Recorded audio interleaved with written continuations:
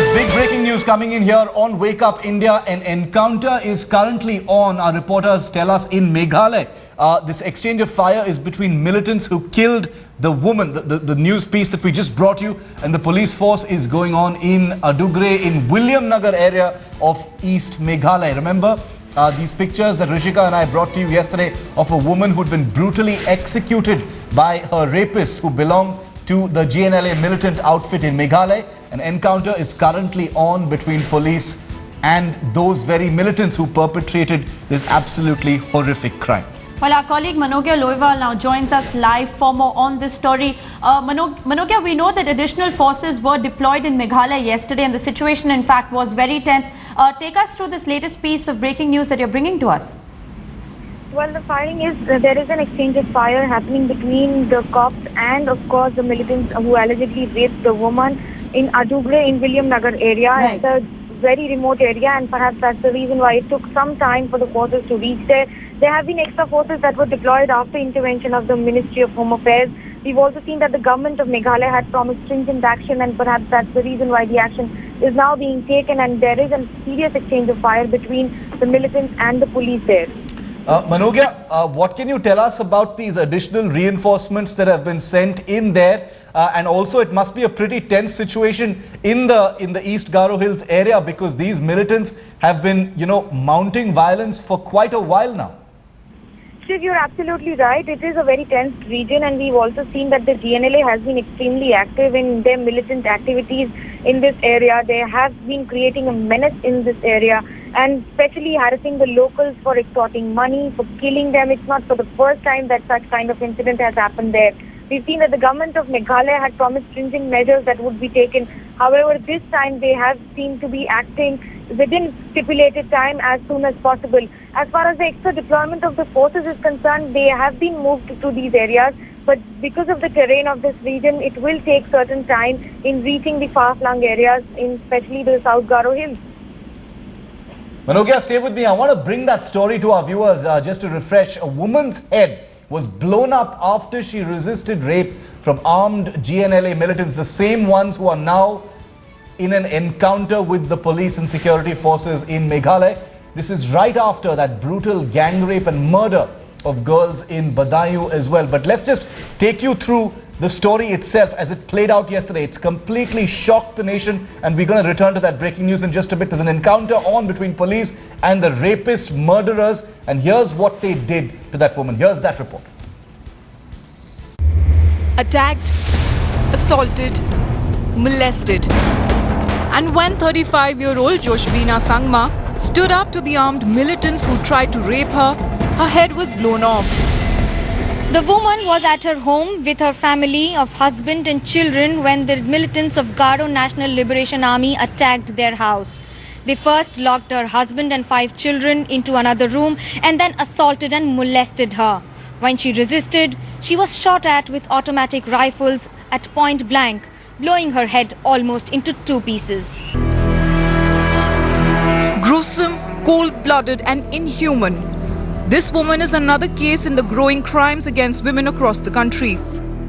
We have asked them to क्या steps लिया है to investigate and to also to book, identify and arrest the people, the criminals.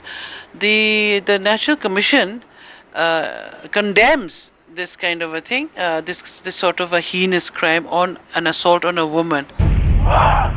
Sources say the possibility of personal enmity of these rebels against the victim is also being looked into. The GNLA unleashed terror in 5 impoverished districts of Gharo Hills in the last 5 years and have killed over 100 people. You see, definitely the state definitely has certain amount of constraints, but then we have embarked upon a number of initiatives to overcome these constraints, and we basically need to work on multi-pronged approach.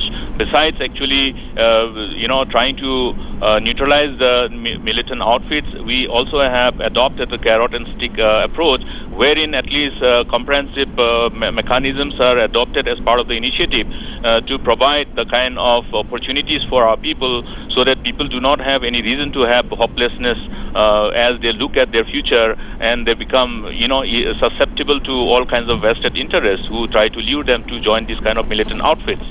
you have to understand one aspect of a problem which is very exclusive and unique to Northeast.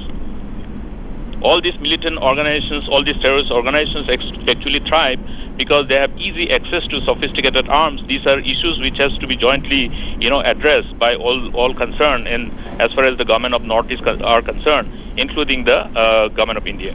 The gruesome crime in Meghalaya was one amongst spate of crime against women, including that one of 2 women who were raped and then hanged from a tree in Badaun, Uttar Pradesh. Obviously, with spate of crimes going on, Ministry of Home Affairs has expressed concern.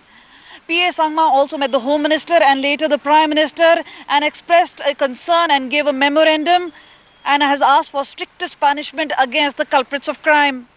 With camera person Subhan Kansra, this is Kamaljit Sandhu in Delhi for Headlines Today. Well, an encounter is currently still on in Meghalaya. There's an exchange of fire currently on between militants who killed Josbina Sangma and the police force. It's going on in the Adugre area in Williamnagar area of East Meghalaya. This is the big breaking story that we're bringing to you right now. It's a rapidly developing story and we will get you the very latest as we get it from our reporters on the ground in Bengal and Meghalaya, tracking the story very closely. There were apparently at least 6 to 7 of those militants who were involved in this horrific and barbaric crime where Josbina Sangma, we've had to blur those pictures because of how gory they are. Half her head and face were completely blown off by 6 AK-47 rounds that were fired into her head right in front of her children after she resisted sexual assault by those militants. Manogya is still with us, joining us on the story. Manogya, give us an update on this encounter that's on right now.